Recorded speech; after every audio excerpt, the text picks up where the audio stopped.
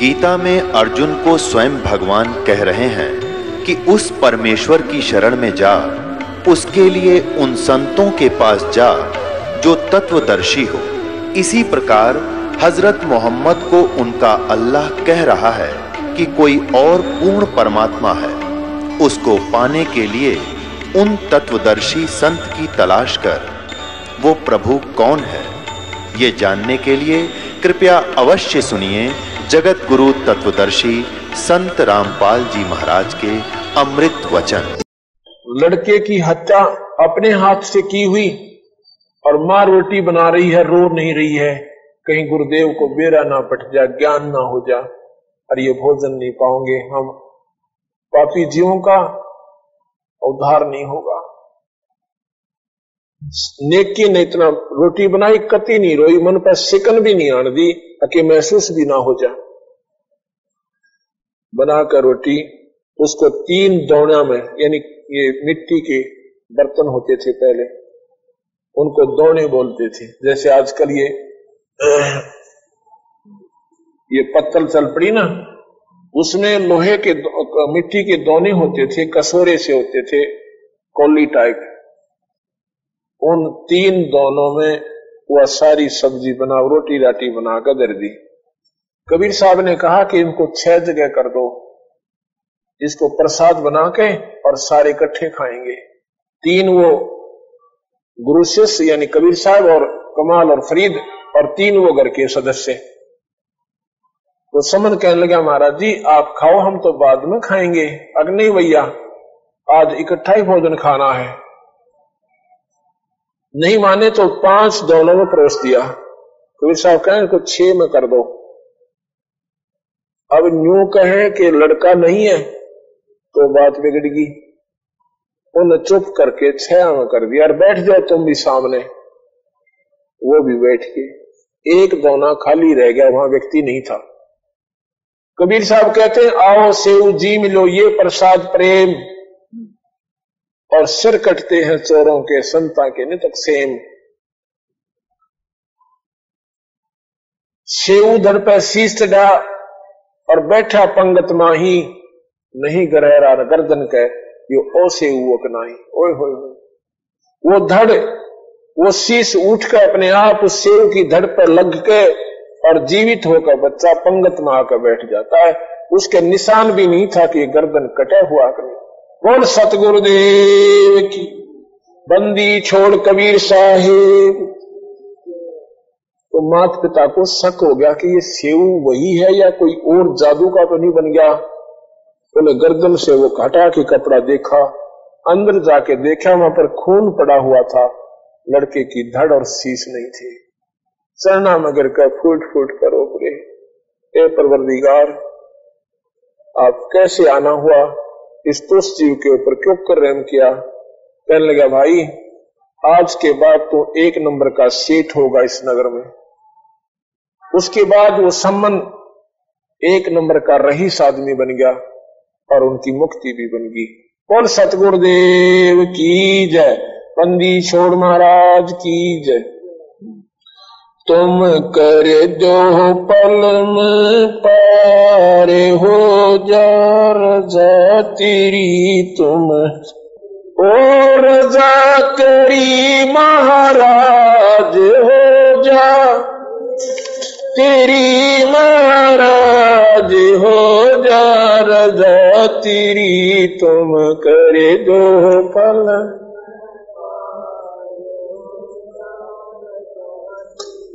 तुम कर जो पल में पार हो जा रजा तेरी, महाराज हो जा मेरा, हो जा रजा तेरी, तुम कर दो पल।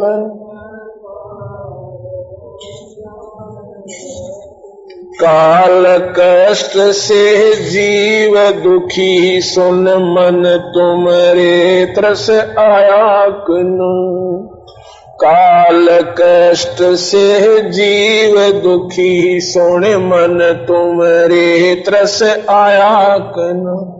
सतलोक को छोड़ के सतगुरु इस काल लोक में आया कि न। सतलोक को त्याग के सतगुरु इस काल लोक में आया कि न। तपत शिला पे जीव जले थे, उनको देख दुख पाया कि न। खूब हुई तकरार निरंजन गेल तिरीवा। तकरार निरंजन गेल तिरी, तुम कर दो पल में पार हो जा। तुम कर दो पल में पार हो जा। और जा तेरी महाराज हो जा मेर तेरी, आज जिस पे रजा तेरी तुम कर दो।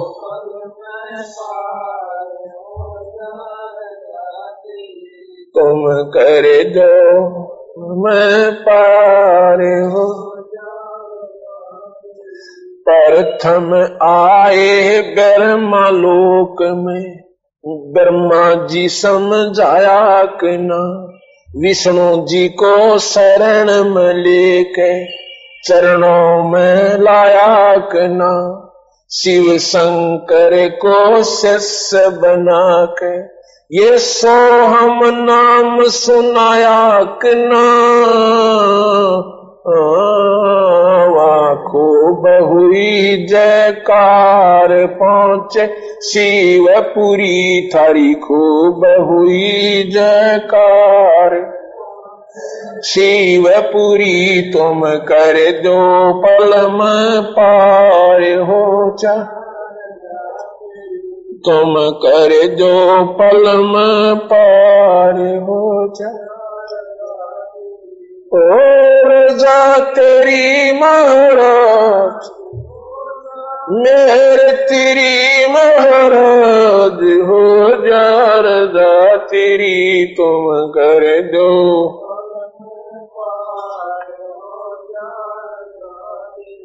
तुम कर दो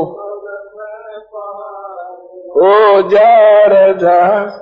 लहर तारा में कमल के फूल पे बालक बन दिखलाया कि न। नीरू नीमा गए नानको वहां जुलाहे न पाया कि न।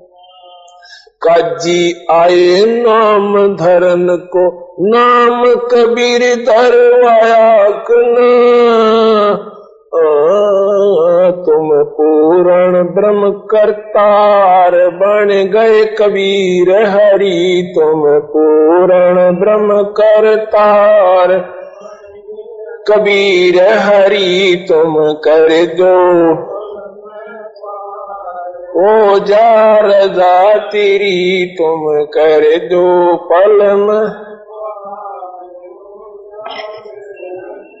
ओ मेरे तेरी महाराज जिस पे रजा तेरी, तुम कर दो पल में। मथुरापुरी में धर्मदास को आके आप चेताया कि न। कर्म कांड में उलझा प्राणी सतमार्ग दर्शाया कि न। एक ब्रह्मांड 21 युवराज काल का नो सुन के धड़का खाया कि न।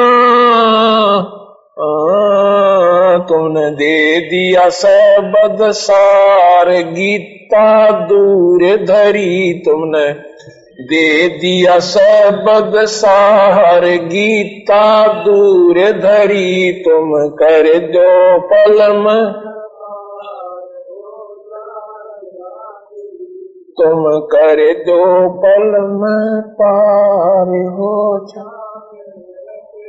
ओ मेरे तेरी महाराज जिस पे रजा तेरी महाराज, हो जा मेरे तेरी तुम कर दो,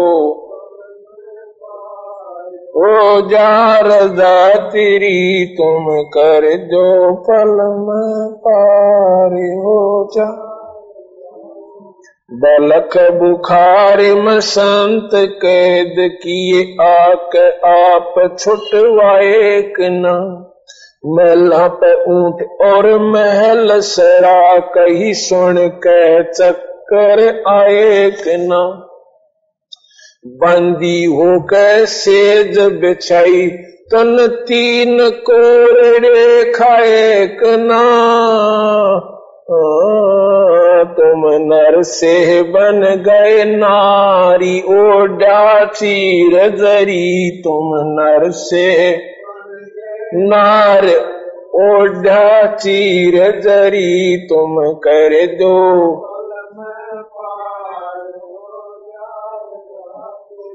तुम कर दो पल में पार।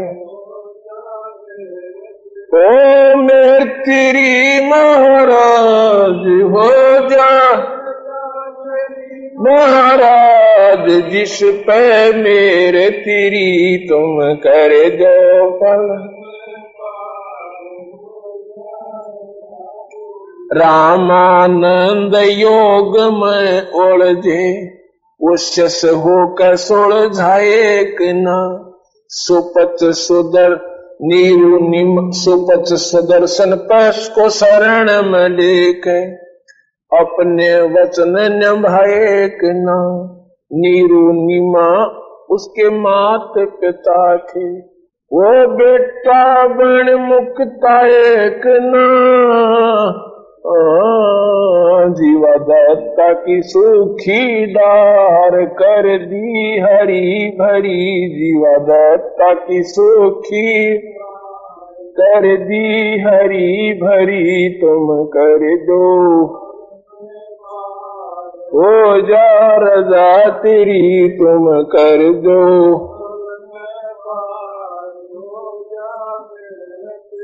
ओ मेहर तेरी महाराज हो जा रजा, राज जिस पे रजा तेरी तुम,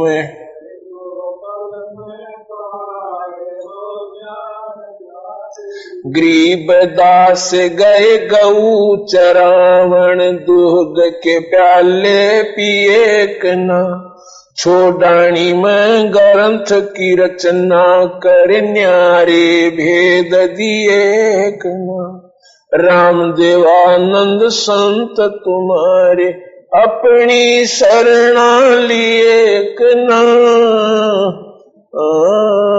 दिया राम पाल उधार देख शब्द जड़ी, दिया राम पाल देख शब्द जड़ी, तुम कर दो फल में पार, तेरी तुम कर दो पल में पार, और जा तेरी महाराज हो जा, थारी महाराज जिस पर रजा तेरी तुम कर दो,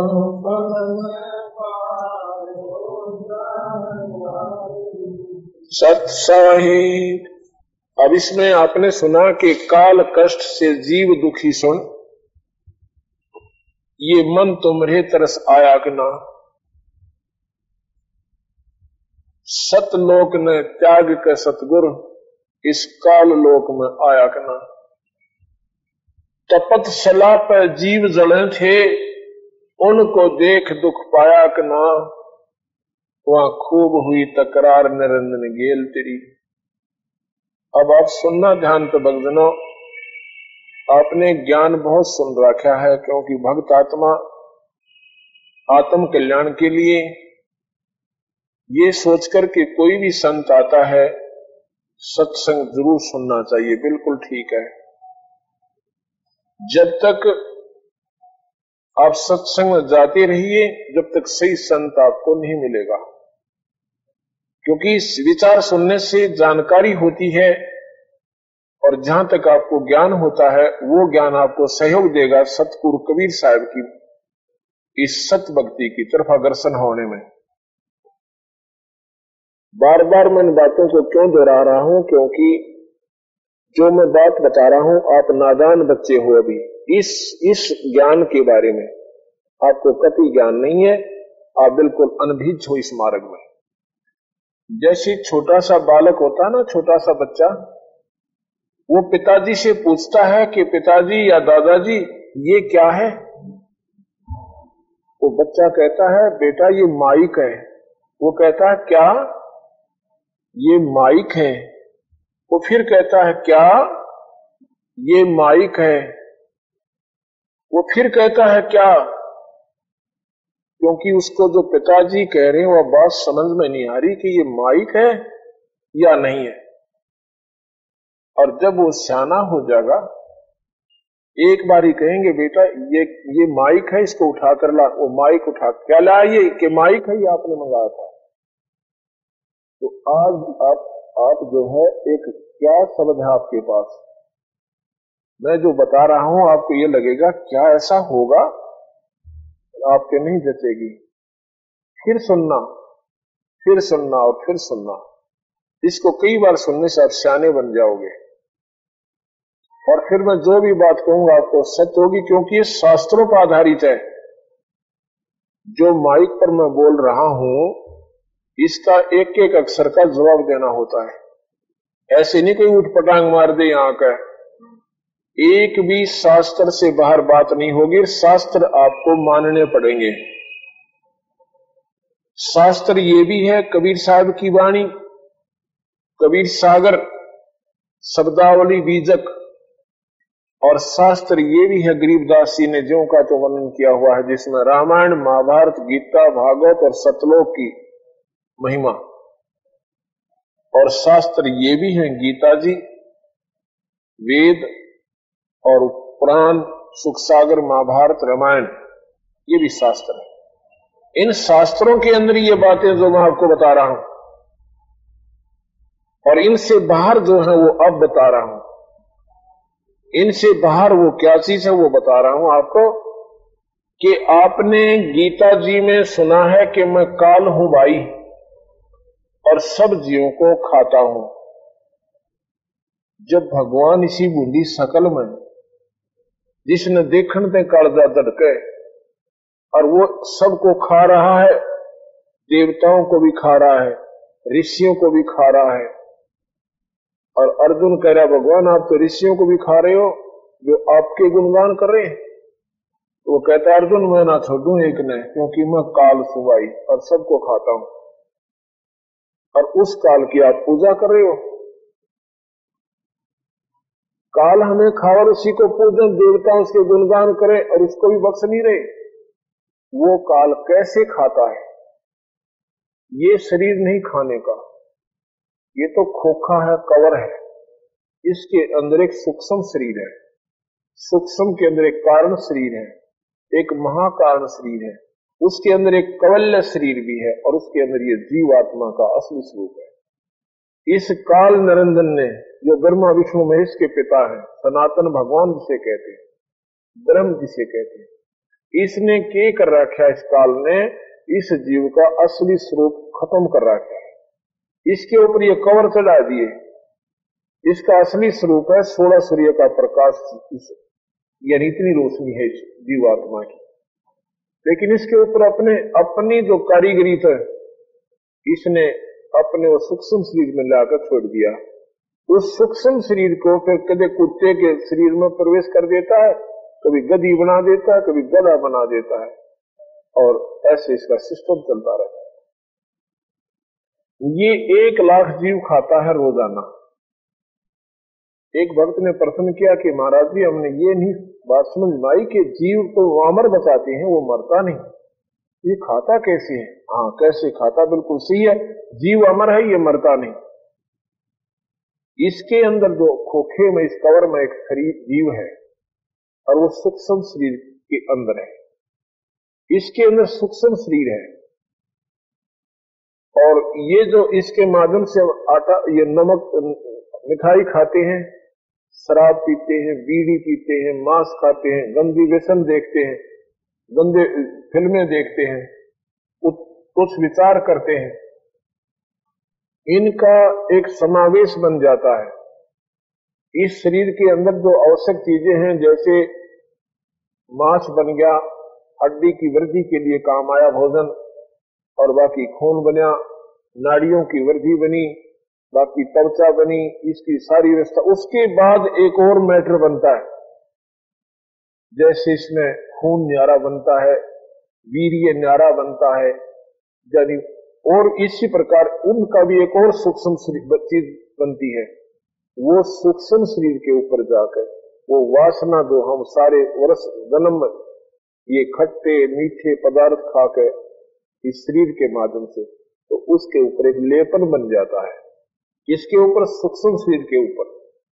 उस सूक्ष्म जब ये शरीर छूट जाता है, 1 लाख जीव सीधे तपक शिला पर जाते हैं, उस निरंजन के लोक में जाते हैं। कहते हैं 13 दिन इस व्यक्ति जीव का मालूम नहीं होता ये कहां है, इसलिए इसकी को 13वीं मनाता है, कोई 17वीं मनाता है। उस 13 दिन के अंदर ये पहले तपक शिला पर भुना जाता है, उसके बाद फिर ये न्यारे न्यारे मंडलों में से गिरता पड़ता आता है। 13वें दिन ये धर्मराज के सामने होता है। 13वें दिन धर्मराज के सामने अपने कर्मों के लेखे जोखे को करा के अपने कर्म आधार पर ये नई दुनी को चारी पकड़ जाता है।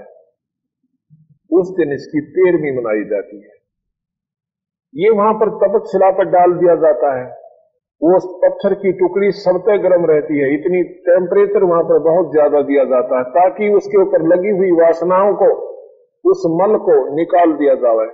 ये वहां तड़प तड़प कर बेहोश हो जाता है, इसको याद भी नहीं रहता मैं कौन था और कहां था। जब ये उसमें से ऊपर का वो सारा माल निकल जाता है गंदा, जिसने वो निरंजन भगवान खाता है।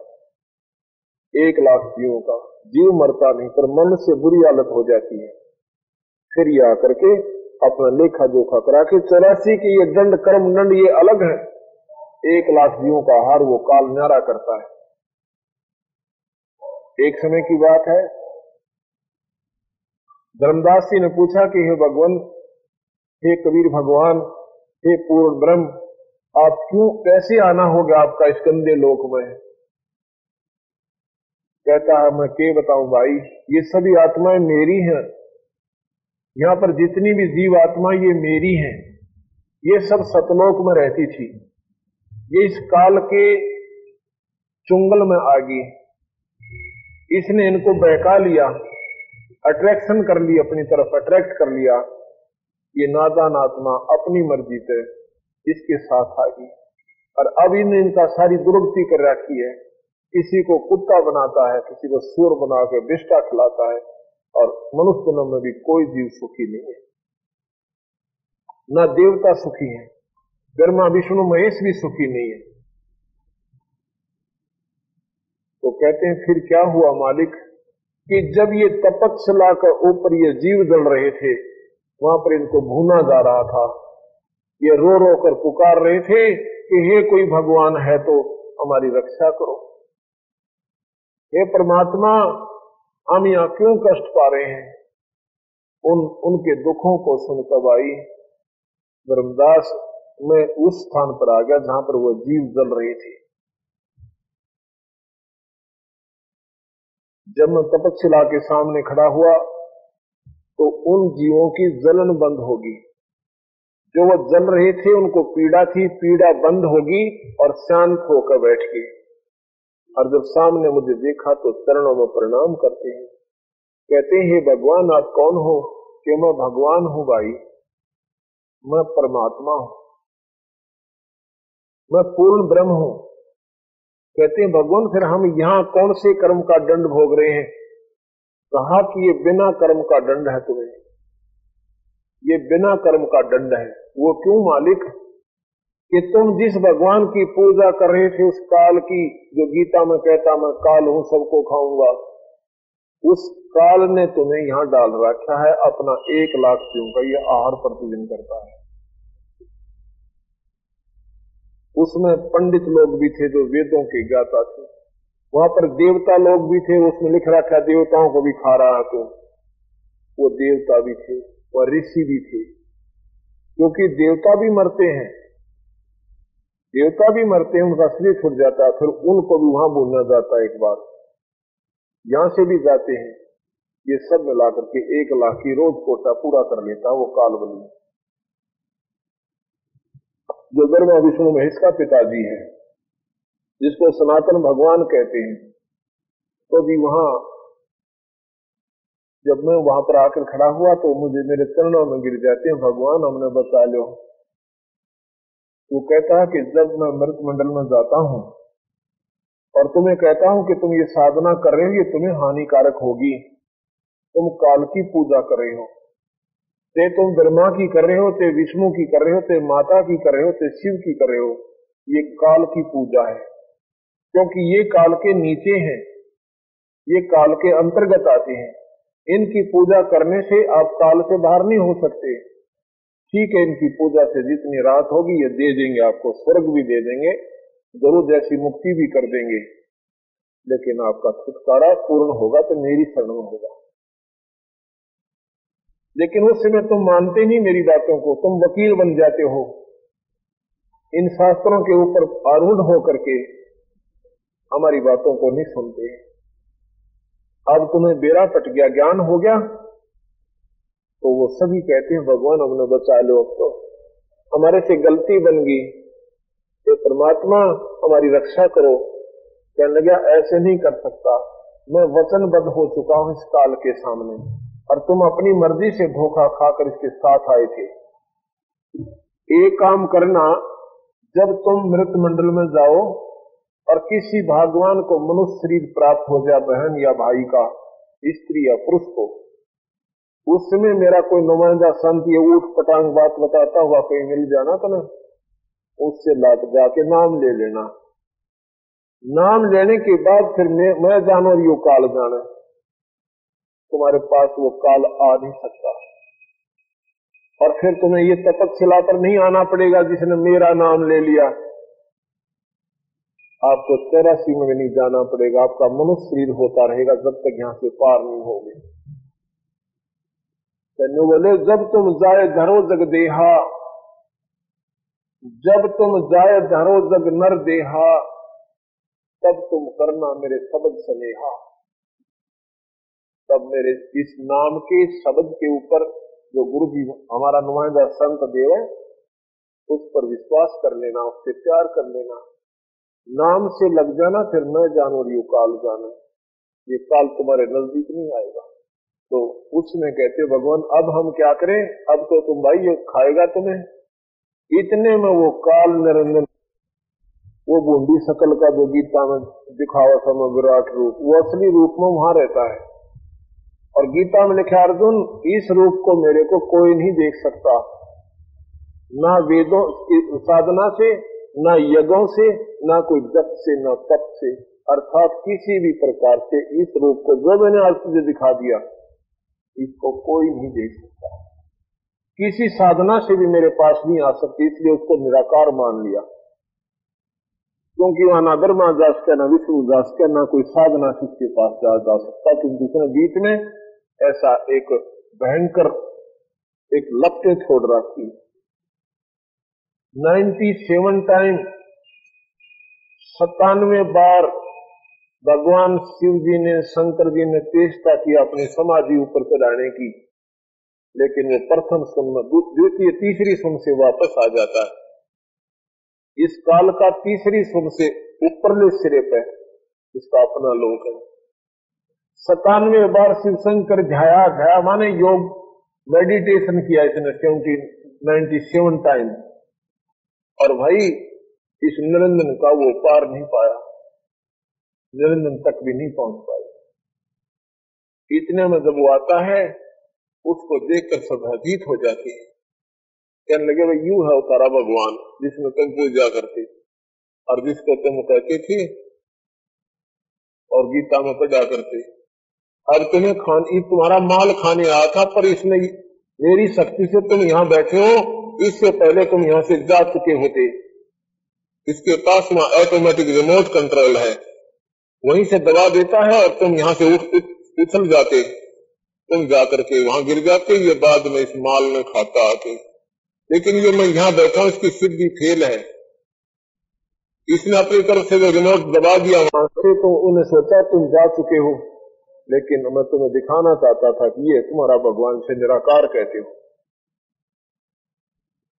अब उनके वो जीव देख रहे हैं, और निरंजन कबीर साहब के ऊपर टूट के पड़ता है कि तुम मेरे लोक में क्यों आ गया। कबीर साहब को मारना चाहता है कि परमात्मा थे ये पूर्ण ब्रह्म, अपनी शब्द की शक्ति से इसको मूर्छित कर दिया। जैसे पक्षी की पांख कट जाती है, पंख वो तड़प रहा होता है, ऐसे काल विवश होकर और कबीर साहब के चरणों में गिर जाता है, फिर माफी मांग लेता है और कहता है कि मेरे से अनजानपने में आपके साथ गुस्ताखी मैंने कर दी, आप मुझे माफ कर दो। कर दिया माफ। वो जीव वहां से उड़ा दिए, वो चले गए। अब कहता है, कबीर साहब से पूछता है काल के, आप कहाँ जा रहे हो मालिक? कि मैं मृत मंडल में जाऊंगा, इन तीनों लोकों में तेरी पोल काट दिखाऊंगा। मैं बताऊंगा कि जिसकी तुम पूजा करे ना जान ये तुम्हें रोज खाएगा, 1 लाख का आहार रोज करता है। तुम्हें असली भगवान का मालूम नहीं, सतलोक में रहता है जो पूर्ण परमात्मा, जहाँ से ये निरंजन भी आया था, जहाँ से ब्रह्मा विष्णु महेश भी आए थे, और जहीं से तुम आए थे ये माता आई थी, उसकी पूजा करो। तो कहने लगा भगवान ठीक है, आप जैसे का अपना मार्गदर्शन करना, पर मैं एक प्रार्थना करना चाहता हूं आपसे। अब करो कि वचनबद्ध हो जाओ। मेरे इस ब्रह्मांड में कुछ त्रुटि रह गई है, वो पूरी करवानी था आपको। अब बोल क्या मांगता है कि 3 युगों में जीव थोड़े ले जाना। कहा कबीर साहब ने कि मैं अपना नाम सतनाम देकर और सार नाम देकर इन जीवों को वापस ले जाऊंगा, अपना ज्ञान देकर। कहने के भगवान अपना ज्ञान देकर ले जाना, जबरदस्ती मत करना। आप अपना ज्ञान देना, मैं अपना ज्ञान दूंगा। आपके ज्ञान को स्वीकार कर लें वो आपके, और जो मेरी साधना पारूढ़ है वो मेरे। उनको मैं खाता रहूंगा, पैदा करता रहूंगा, मारता रहूंगा, कुत्ते गधे बनाता रहूंगा। और जो आपके ज्ञान को सुनकर और आपके शरण में आगे वो हमसे न्यारे हो जाएंगे, उनको मैं कुछ नहीं कहूंगा।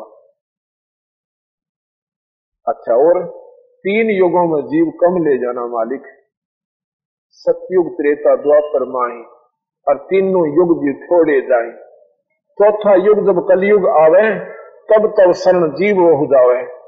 चौथे युग में कितने जीव ले जाना भगवान?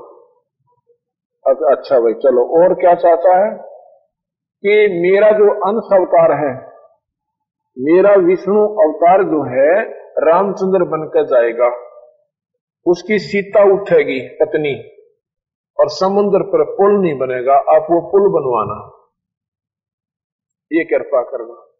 अच्छा भाई, फिर क्या दूसरा क्या मांगा कि एक मेरा अंश अवतार है कृष्ण, वो एक मंदिर बनवाना चाहोगा जगन्नाथ के नाम से। उस मंदिर को समुद्र नहीं बनने देगा, वो तोड़ा करेगा उसको। आप भेजूंगा, काल बोला, उनके पास कुछ सिद्धियां होंगी, उनके बोलने की शैली बहुत अच्छी होगी, और वही इन्हीं शास्त्रों का वो प्रचार किया करेंगे। और आप जाओ, आपका कोई हंस जागा ना, उससे पहले 12 संत इसे भेज दूंगा ब्रह्म इस पृथ्वी मंडल पे हर मजहब में, कि वो अपने अपने पंथ को मेरी ही गुणगान गाकर और पूर्ण रूप से वो प्रफुल्लित करे पाओगे। आपका संत जाएगा जब आपके संत की कोई सुनेगा को नहीं। कहते हैं 12 पंथ 12 यम संसार पठाऊं, तुम्हारा नाम ले पंथ चलाऊं, और 12 पंथ नाम जो ले ही हमरे मुख वो अंश में ही। प्रथम अंश हमारा जाई, पीछे अंश तुम्हारा आई। कबीर साहब कहने लगा भाई ठीक है, तू अपनी चाल चल ले, मैं अपनी चलूंगा। तो वहां से कबीर साहब चलकर कहां आ जाते हैं? ब्रह्मा के पास गए। ब्रह्मा जी से कहा, ब्रह्मा तुम वेद पढ़ते हो? अखा खूब पढ़ता हूं। इसमें क्या लिखा है कि एक निराकार भगवान है। ये निराकार ही भगवान विष्णु है। उसी को विष्णु भी कहते हैं क्योंकि विष्णु पालन करता होता है। विष्णु पालन करता को विष्णु कहते हैं। विष्णु निरंजन भी है, विष्णु उसका पुत्र भी है। जैसे होम मिनिस्टर सेंटर में भी होता है, होम मिनिस्टर राज्य में भी होता है। और ये विष्णु जो है ये निराकार शक्ति है और वो ओम मंत्र उसका जाप है। इसके जाप से उसके गुण हमारे अंदर आ जाते हैं, वो प्राप्त नहीं होता क्योंकि ब्रह्मा ने 4 युग तक समाधि लगाई थी, फिर भी उस निरंजन के दर्शन नहीं हुए थे। तो कबीर साहब ने कहा, ये निराकार भगवान है ना जिसे तुम निरंकार कहते हो, यही काल है। ये आकार में अपने निरंजन लोक में रहता है, 1 लाख जीवों का रोज आहार करता है। और तुम जो पूजा करा बता रहे हो, ये पूजा निरंजन ब्रह्म तक की है। मैं तुम्हें परब्रह्म और पूर्ण ब्रह्म की पूजा और बताता हूं, तुम ये भी करना और ये भी करना। अच्छा जी, हमें मंजूर है। ब्रह्मा को कबीर साहब ने नाम दिया। आप ये सोचो कि कबीर साहब तो अभी 600 वर्ष पूर्व थे और ब्रह्मा तो बहुत आदि अनादि है। कबीर साहब 4 युगा में आए हैं। सतयुग में सत्सुकृत नाम था, त्रेता में मुनिंदर नाम से, द्वापर में करुणा में नाम से, और अब कबीर नाम से आए थे। तो ब्रह्मा ने उनकी बात को स्वीकार किया। वेदों के यजुर्वेद के 5वें अध्याय का 32वां श्लोक है। 5वें अध्याय का 32वां श्लोक है।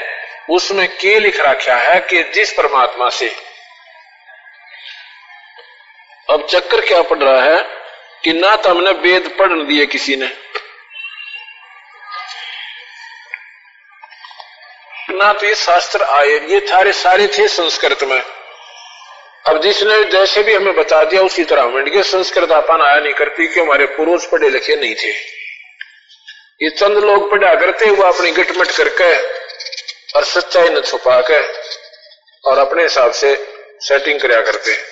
5वें अध्याय का 32वां श्लोक यजुर्वेद, इसमें लिखा है, हे जगदीश्वर, जिस कारण आप कांतिमान हैं, खोटे चलन वाले जीवों के शत्रु व कांत परिचय हैं। बंधन के शत्रु यानी बंधन काटने वाले, हम उनको बंदी छोड़ कहते हैं। बंदी छोड़ जो बंधन छुटवा दे, यानी बंधनों ने काट दे। इस काल ने अपने बंधन ला रखे, काम क्रोध मोह लोभ अहंकार रूपी 5 रस्से बांध रखे। ये लोहे के रस्से बांध रखे और दिखाई नहीं देते। इन बंधनों को कबीर साहब काट के और सतलोक ले जाते हैं। ये काम क्रोध मोह लोभ अहंकार भगवान शिव जी से भी ना कटे। मैंने आज सवेरे बताया था, बेशक आप महसूस करते होंगे कि ये भगवानों की बुराई करते हैं। मैं कतई नहीं बुराई करता, आपको अवश्य लग रही होगी। भगवान शिव जी मोहवश अपनी पत्नी पार्वती के कंकाल ने लिए घूमता रहा 10,000 वर्ष तक। इस मोह में इतनी ताकत है, इतना गजब रस्सा बांध रखा है। और जहां आशा तहां बासा हुई। अगर हमारी यहाँ किसी प्राणी में मोह रह गया तो हम उसी के पास फिर दोबारा, चाहे कुत्ते रूप में आवे चाहे गधे रूप में आवे। जैसे आपने सुना होगा, एक ऋषि तपस्या करा करता, वो वृक्ष के नीचे एक हिरणी किसी शिकारी के डर से भागी जा रही थी, उसके सामने एक बच्चा पैदा करेगी और आप भागी। वो जो ऋषि बैठा था उसके मन में दया आ गई, उसने वो हिरण पाल लिया और उसका उसमें मुंह बन गया। एक दिन वो हिरण का बच्चा 2 दिन आया को नहीं, उसने रोटी भी नहीं खाई, उसमें इतनी ममता बन गई। तीसरे दिन आया तो छाती से लगाए रखा। हफ्ते पाँच उसके प्राणांत हो गए। वो ऋषि मर गया तो उसके बाद उसकी आशा रह गई उस हिरण के बच्चे में। वो फिर हिरणी का पैदा हो गया और उस हिरण के लिए खेलता अंडा, यानी वहां ममता, उस मोह ने वहां उसको वहीं रख दिया और भक्ति फेल कर दी। ऐसे भगवान शिव के अंदर वो मोह शोक है और अपनी पत्नी के कंकाल न लिए हुए फिरता रहा। भगवान विष्णु ने सुदर्शन चक्र से जब काटा, जब उसका पीछा छूटा, यानी इतना मोह इसके अंदर, इतना बंधन है, ये बंधन अपने भी नहीं काट पाए, आपके नहीं काल काटने देगा इनके माध्यम से। ये वो भगवान काटेगा जो सतलोक में रहता है, वो सतपुरुष कबीर भगवान है। इसमें लिख रहा क्या है, इसका असली मतलब है वो कबीर नाम का परमात्मा जो सतलोक में रहता है, वो बंधनों का शत्रु है। इसमें इसके अनुसार मैं आपको सुनाता हूं।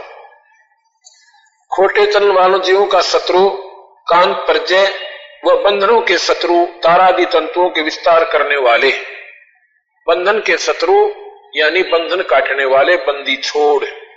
बंदी छोड़ हमारे कौन है? कबीर भगवान, सतपुरुष, पूर्ण ब्रह्म करने वाले हैं, विस्तार करने वाले हैं,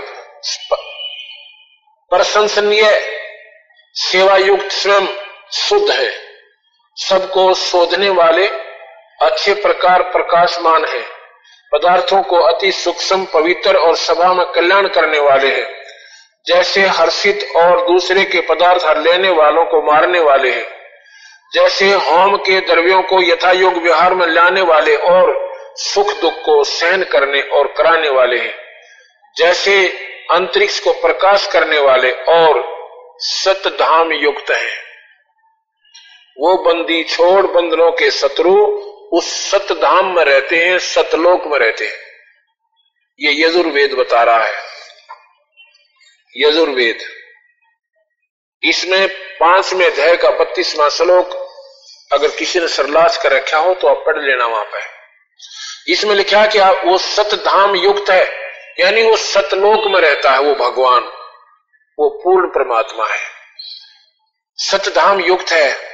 वैसे उत्तम गुण के प्रसिद्ध आप सब मनुष्यों के उपासना करने योग्य हैं। आप ही यानी वो सतलोक में रहने वाले पूर्ण परमात्मा, वो सतपुरुष कबीर भगवान, आप ही सभी जीवों के उपासना करने योग्य हैं, ऐसा हम मानते हैं। यही वेद बताता है। और गीता जी में लिखा उस परमात्मा की शरण में जा अर्जुन, वो परमात्मा कितना आ गया भाई, जब भगवान पहला कह रहा है मेरी पूजा कर लो, उस परमात्मा की शरण में जा अर्जुन, तेरा फिर जन्म मरण नहीं होगा। और उससे यह सारी सृष्टि का विस्तार हुआ है। वही सभी जीवों का पालन करता, वो सभी जीवों का पैदा करने वाला और वो सभी का रक्षक है। वहां जाने के बाद तेरी फिर जन्म मरण नहीं होगा। तो वो परमात्मा कबीर भगवान है, सतपुरुष है। उसके बाद ये विष्णु जी के पास आए, विष्णु जी को भी समझाया। विष्णु सतोगुणी बहुत है, ध्यान से बात सुना और कबीर साहब से नाम ले लिया। ये आपने सारी उठ पटांग बातें लगेंगी मेरी कि अच्छा महात्मा यू नौका, कबीर साहब से शिव जी ने भी नाम ले लिया और विष्णु जी ने भी उपदेश ले लिया और ब्रह्मा जी ने भी बातों को मान लिया। हाँ, नो की नो है, सच्चाई है ये। तो फिर शिव जी के पास आए। शिव जी भक्ति में बहुत उत्तम स्थान रखते हैं और बहुत दयालु देवता है। भगवान शिव ने भगवान कबीर साहब की बहुत पूजा की, बहुत सेवा की, आदर सत्कार बहुत सबसे ज्यादा किया। और फिर उनको भी यही बात बताई कि महादेव तुम काल के अधीन हो, ये काल तुम्हें नाच नचा रहा है, तुम हमारी शरण में आओ, हम तुम्हें यहां से निकाल देंगे। उन्होंने भी नाम ले लिया। हम 3 स्टेज में नाम देते हैं। प्रथम स्टेज में देते हैं ब्रह्मा विष्णु महेश की उपासना, जो आपने करनी चाहिए थी, कर नहीं रहे, जो गीता के अनुसार है, जो शास्त्रों के अनुसार है, जो पार्वती ने मंत्र जाप किए थे। 5 नाम पार्वती को दिए थे भगवान शिव ने, वो 5 नाम हम आपको देंगे पहले, क्योंकि आप चौथी मुक्ति योग उससे बनोगे, आपकी बीए हो जाएगी। उसके बाद हम नाम देंगे आपको पारब्रह्म का, ये ब्रह्म तक की उपासना होगी आपकी। फिर हम पारब्रह्म का मंत्र देंगे और फिर उस पारब्रह्म की, जैसे आपने बीए करी फिर एमए बन गई आपकी। और फिर हम आपको तीसरा जो नाम देंगे, सतनाम या सार नाम देंगे, उससे आपकी नौकरी लग जाएगी, अर्थात आपका काम बढ़ जाएगा, आपका छुटकारा होगा। कबीर साहब प्रथम स्टेज का मंत्र तीनों को देकर आ जाते हैं, दोबारा जाते हैं दूसरी स्टेज का नाम देने के लिए, तीनों मुकर जाते हैं, क्योंकि वो काल अंदर से सूक्ष्म रूप में प्रवेश करके उनकी बुद्धि को बदल देता है। तो भगवान ने सोचा कि भी ये मानेंगे नहीं, फिर भी उनको कहा कि बच्चों ये जाप आप करते रहिए, ये मंत्र जाप करते रहिए, इनसे तुम्हारी भक्ति शक्ति बनी रहेगी और जो है ना तुम्हारे काम सुचारू बने रहेंगे। उसके बाद भगवान कबीर साहब जो है नीचे आते हैं इस पृथ्वी लोक पे, अपनी सब शक्ति से ऊपर से एक आकाश से प्रकाश का गोला आया, लहर तारा तालाब है बनारस के अंदर, उसमें बहुत पानी फैला हुआ था, कमल के फूल खिले हुए थे, कमल के फूल के ऊपर आकर एक बच्चे का रूप धारण कर लिया। ये कथा कल सुबह सुनाऊंगा। बोल सतगुरुदेव की जय। सत साहिब। जैसा कि कल के सत्संग में भक्तात्मा सुन रही थी कि कबीर साहब ने ब्रह्मा विष्णु महेश तीनों को उपदेश दिया।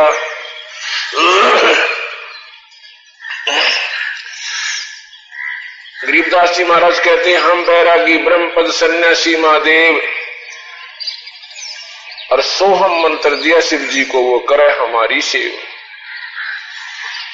कबीर साहब ने शिव भगवान को सोहम मंत्र दे रखा है और वो कबीर भगवान की यानी गुरु रूप में पूजा करते हैं।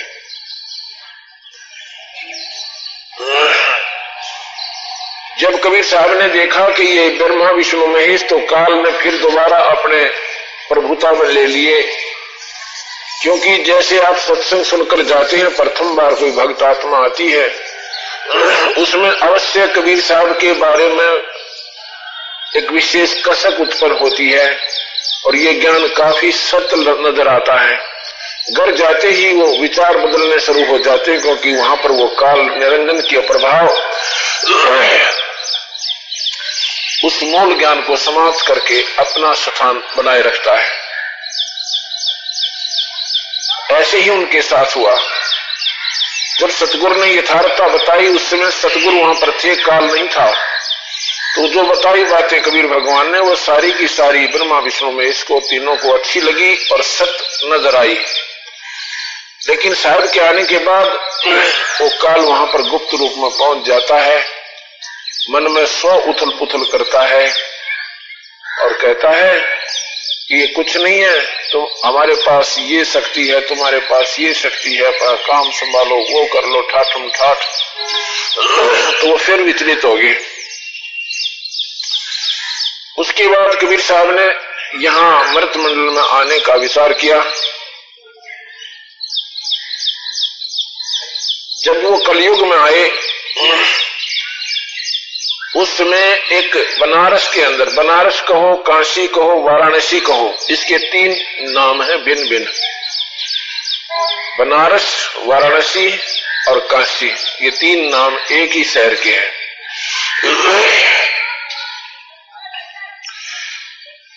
तो काशी के अंदर एक लहर तारा तालाब है। लहर तारा उसका नाम क्यों पड़ा? क्योंकि काशी के साथ से गंगा बहती है। गंगा का पानी जब वो फुल होकर चला करती है 2-3 महीने, वो लहरों के द्वारा उछल उछल कर, वो तरंगों के द्वारा उछल कर वो पटड़ी पार करके वहां एक लंबा चौड़ा क्षेत्र पानी से झील सी थी, वो भर जाता था। तारा उस क्षेत्र का नाम था, उस झील का, तो लहर तारा नाम से वो प्रसिद्ध हो गया। उसमें गंगा का निर्मल स्वच्छ जल भरा रहता था। उसी काशी के अंदर एक गौरी शंकर और सरस्वती नाम के पति पत्नी रहते थे, ब्राह्मण जाति से थे। वो भगवान शिव के बहुत उपासक थे और निस्वार्थ प्रचार किया करते थे। अन्य जो वहां के विद्वान ब्राह्मण पुरुष थे, वो लोगों को स्वार्थवश अपना उल्लू सीधा किया करते थे। वो अपनी निष्काम भाव से, निस्वार्थ भाव से कथाएं किया करते थे भगवान की। काफी चर्चा के विषय बन गए थे। मुसलमानों को तो वैसे ही अच्छा नहीं लगता था, क्योंकि हमने नादानी के कारण हिंदू और मुसलमान के बीच में एक बहुत गहरी खाई बना रखी है, अज्ञानता के कारण बना रखी है। हिंदू मुस्लिम कोई न्यारे नहीं है, हिंदू कोई बाहर से ऊपर से नहीं आगे, वही पूर्वज सबके पीछे एक ही थे। तो मुसलमानों तो वैसे ही उनसे चिढ़ते थे, और उस समय के वहां के जो ब्राह्मण लोग थे वो भी उनसे अच्छा व्यवहार नहीं रखते थे। इस बात का फायदा मुसलमानों ने उठाया कि इनके साथ ये पंडित लोग भी नहीं है, और ये बात बहुत बनाते हैं, अपने धर्म का ज्यादा प्रचार करते हैं। उनको जबरदस्ती मुसलमान बना दिया। कैसे बना दिया कि मुसलमानों ने अपना पानी लाकर उनके सारे घर में छिड़क दिया, उनके बर्तनों में घेर दिया, उनके मुंह पर मार दिया और पिला भी दिया जबरदस्ती पकड़ कर मुंह, क्योंकि वह तगड़े की चौगर देगा ठाड हुआ कर। तो इस बात का चाहिए तो था उन पंडित लोगों ने, हिंदुओं ने ये कहना कि भाई जबरदस्ती की गई है, तुम्हारी इच्छा नहीं थी, और कोई बात नहीं, आप हमारे भाई हैं, और फिर डालो गंगा में, क्या फर्क पड़ा, ऐसा पानी छिड़क, पानी तो एक ही जैसा था। लेकिन ऐसा नहीं किया, उन्होंने बहिष्कार कर दिया कि तुम मुसलमान बन गए, आज से हम तुमको अपने भाईचारा से बाहर करते हैं, अपनी जाति से भिन्न करते हैं, और गंगा में स्नान करना भी बंद करते हैं। आप गंगा में स्नान नहीं करोगे, गंगा केवल हिंदुओं के लिए है, मुसलमानों के लिए नहीं है।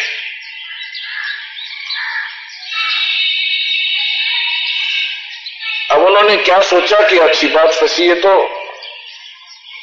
हम सुबह सुबह स्नान करने जाते थे, अच्छा घूम आते थे, भगवान का चिंतन बैठकर किया करते थे। ये तो बात बड़ी बिगड़ी, अपनी किस्मत को कोस रहे हैं और परमात्मा के चरणों में रो रहे हैं। उन्होंने क्या किया, अपने घर पे खड्डी लगा ली और कपड़ा बुनने का कार्य शुरू कर दिया कि भी कुछ रोजी तो करना ही पड़ेगा। पहले तो कथा कर देते थे, सवता कोई अपनी इच्छा से 10 रुपये दे जाता तो उसको भोजन में प्रयोग कर लेते थे, और बाकी को ऐसे ही प्रचार में लगा दिया करते थे। उनका स्वभाव था ऐसा। जब उन्होंने देखा कि और साधन रहा नहीं, तो उन्होंने अपना कपड़ा बुनने का काम शुरू कर दिया। तो जी जिससे उनको जुलाहा कहने लगे, क्यों जैसा कोई काम करेगा उसको वैसे ही उसी नाम से पुकारा जाता है, उसकी वो जाति बन जाती है कर्म आधार पर।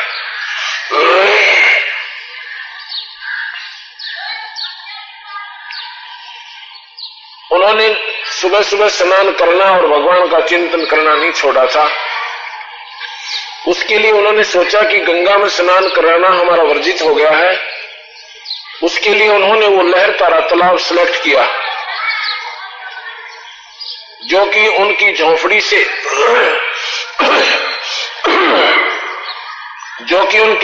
से लगभग 4 किलोमीटर की दूरी पर पड़ता था। दोनों पति पत्नी, उनके कोई संतान नहीं थी, आयु भी उनकी लगभग 40 वर्ष हो चुकी थी, उनकी कोई संतान नहीं थी। वो दोनों जने अपना भगवान के चिंतन में और जाते जाते ईश्वर चर्चा करते हुए लहर तारा तालाब में स्नान करके वापस आ जाते थे। एक दिन की बात है, जेठ उतरते की पूर्णिमा, ज्येष्ठ मास जब समाप्त होता है, जो पूर्णिमा आती है, पूर्णिमा माने पूर्ण महीना होता है उस दिन। जेठ पूर्ण हो रहा था, उस दिन वो जा रहे हैं स्नान के लिए ब्रह्म मुहूर्त में। ब्रह्म मुहूर्त होता है सूर्य उदय होने से 1.5 घंटा पहले।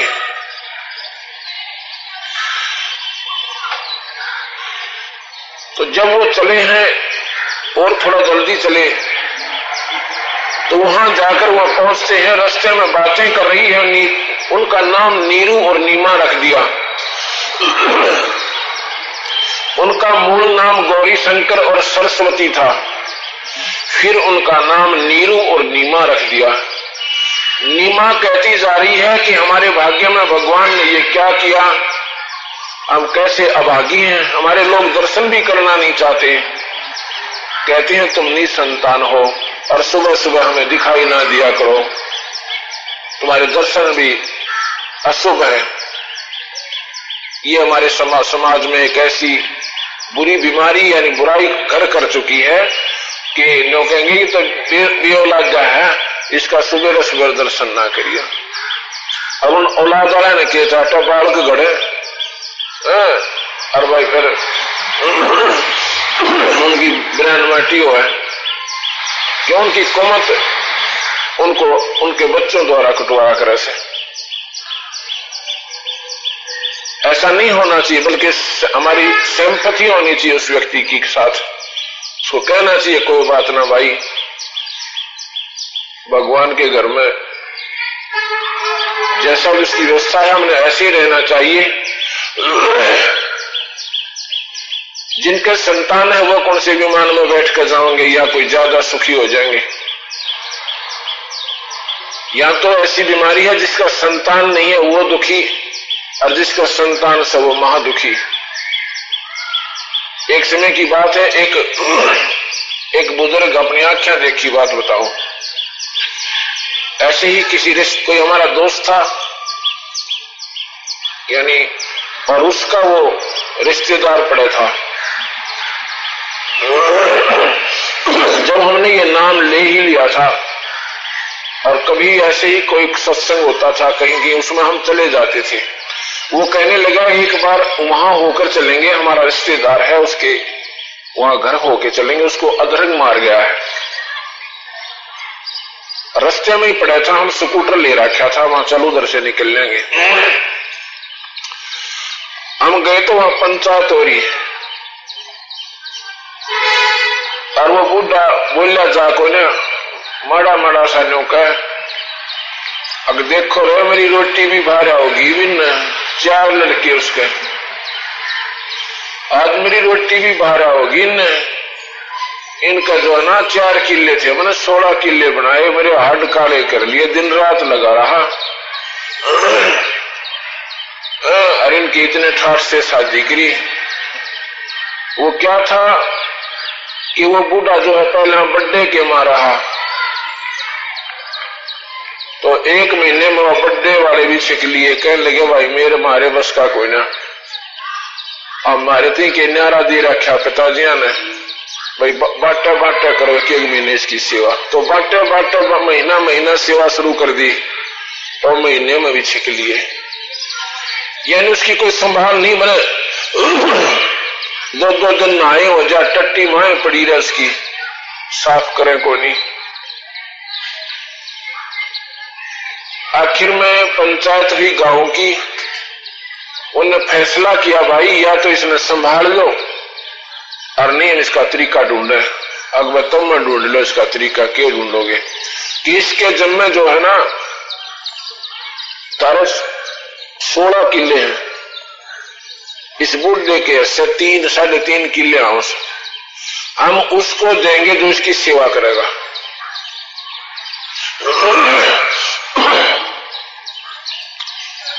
इस बात के ऊपर जो तीसरे नंबर का बेटा था वो राजी हो गया, ठीक है हम कर देंगे सेवा।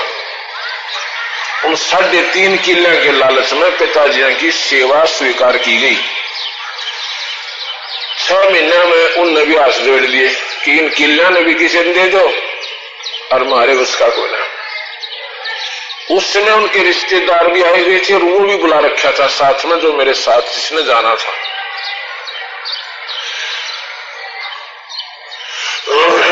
तो उसमें क्या फैसला किया गया कि भी 3.5 किले पंचायत वो होगी और ये को नौकर छोड़ेंगे इसके ऊपर। तो उसके बाद और भी शाने थे, उन्होंने बोला भाई नो तो बात नहीं बनेगी। वो लड़के नारे नारे समझाए, भाई थारी देख के मैं बात हुई है, तुम्हारा पिताजी है, कुछ तो सोच लो।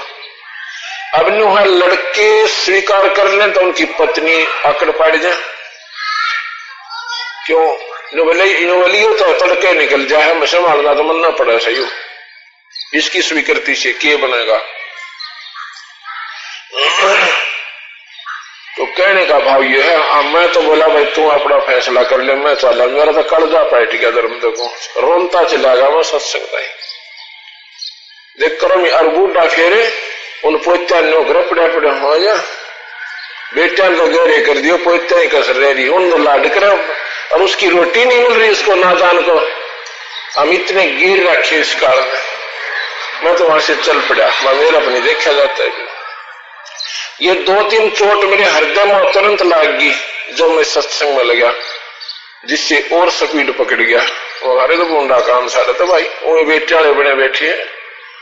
यही बात है कि जिनका नहीं है वो वैसे दुखी, जिनका से वो महादुखी। आप देख लेना, सुबह संबल से या 12 वर्ष विश्वास, अंत चोट खाली गई डोडे बीच कपास।